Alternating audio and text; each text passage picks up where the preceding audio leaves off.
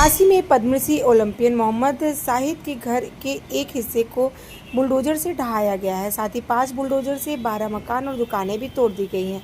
करीब 2 घंटे तक कार्रवाई चली। इस दौरान 200 जवान तैनात रहे। दंगा नियंत्रण वाहन को भी बुलाया गया था। बताते चले आपको कि रविवार को अतिक्रमण हटाने की कार्रवाई शुरू हुई। सबसे पहले दायम खान मस्जिद की आड़ में किए गए अतिक्रमण को ढहाया गया है। इस दौरान भीड़ जमा हो गई थी। दरअसल सिंधौरा से लेकर गोलगढ़ कचहरी तक 4 लेन बनाना है।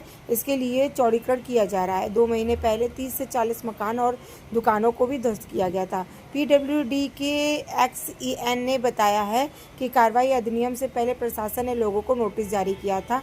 अब तक 71 लोगों को 3 करोड़ 52 लाख रुपए मुआवजा दिया जा चुका है। यही कचहरी में प्रैक्टिस करता हूँ और ये मोहम्मद शाहिद जो है ये हमारे ममेरे भाई हैं।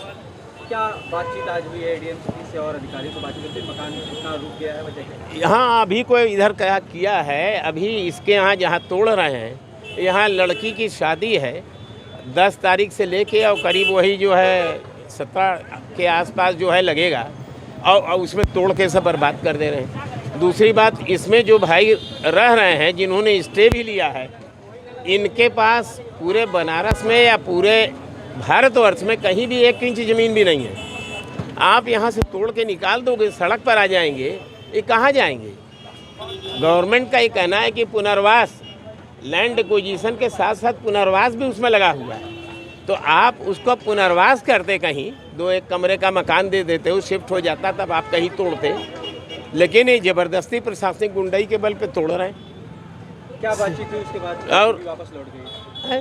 नहीं, यहाँ से बात हमने कहा, यहाँ पर जो है पांडेपुर चौराहा से 300 मीटर आगे तक आजमगढ़ रोड पर 21 मीटर इन्होंने लिया है और यहाँ पर ये 25 मीटर ले रहे हैं। इसलिए ले रहे हैं कि यहाँ से इस चौराहा तक, मतलब पुलिस लाइन चौराहा से कचहरी चौराहा तक, यहाँ 75% आबादी मुस्लिमों की है और वहाँ पर जो है 90 से 95% वोटर बीजेपी के हैं। तो आपने वहाँ तो कर दिया, यहाँ नहीं किया।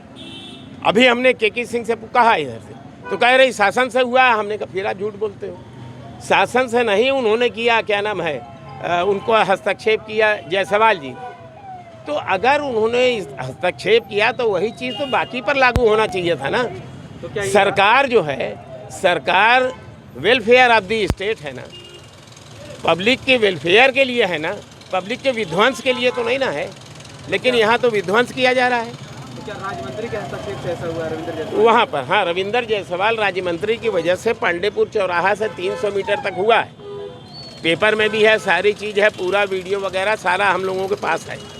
तो अगर वहाँ आपने किया है तो आर्टिकल 14 कॉन्स्टिट्यूशन ऑफ इंडिया का equality before the law and equal protection, विधि के समक्ष समानता और समान सुरक्षा का अधिकार है, तो यहाँ भी वही समानता होनी चाहिए। ये रोड वाइडनिंग का काम चल रहा है और रोड वाइडनिंग में जिनको हमने पैसे दे दिए हैं उनके मकानों को हटाने की कार्रवाई चल रही है।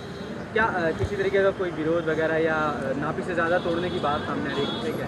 नहीं, ऐसा नहीं हो सकता, क्योंकि एक तो उसको ऐसे भी ले सकते हैं कि JCB है, तो JCB से अगर तोड़ेंगे तो थोड़ा बहुत इधर उधर हो जाता होगा, मैं उससे इनकार नहीं करता, लेकिन किसी का अनर्गल नहीं तोड़ा जा रहा है। पद्मश्री मोहम्मद शाहिद की मकान को तोड़ने की बात थी, फिर अभी काम रोक दिया गया, वजह क्या?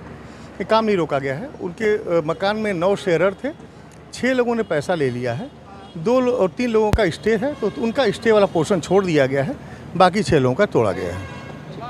और मेरा उनसे कुछ और भी, कितने मकान और दुकान थे जिन पर आज कार्रवाई हुई है? लगभग 13 मकान है। और मोहम्मद शाहिद के ऐसा कुछ नहीं। मैंने उनके परिवार से भी कहा कि शादी है आपके घर में, आप 12-13 दिन का वक्त ले रहे थे। मैंने कहा मैं बिल्कुल देने के लिए तैयार हूँ, हमें कुछ चीज़ें दे दें, जैसे अकाउंट नंबर दे दें, आधार कार्ड दे दें और पैन कार्ड दे दें, हम आपको छोड़ देंगे, कोई इशू नहीं रहेगा।